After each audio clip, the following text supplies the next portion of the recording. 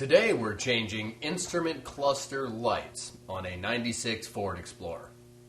In this step, I'm going to demonstrate the proper service procedure for reconnecting your instrument cluster back to your shift indicator and the 3 electrical connections for the circuit board on the back.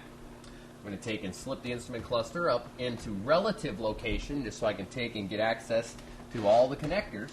We're going to start off with this bottom white one right here. It's the one that's actually closest to me, and it's going to plug in here in the circuit board. We're going to take and line it up and slide it in. Listen for the clicking sound right there.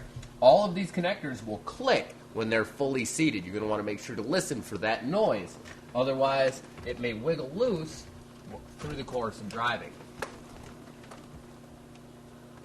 And listen for the click on this one right there, and for the third and last electrical connector.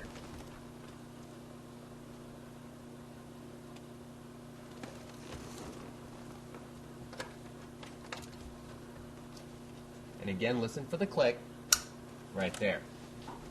Once you have the electronics connected, you can take and roll the cluster down and slide it backwards. From here, we're going to take and install our shift indicator mechanism. And that's this guy right here. It has these little tabs on it. There's one of them and another one right here on the back side. You can see the hook right here. Those are going to line up and slide in, and actually they are the retainers. There are no screws that hold this together. They're the retainers for this device. I'm going to take and line it up, and again, listen for your clicks right there. Once you have all the stuff hooked back up, you can take and roll your cluster back into proper alignment.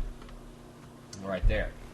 That is the proper service procedure for reconnecting the electronics to the back of the circuit board and reinstalling your shift indicator mechanism.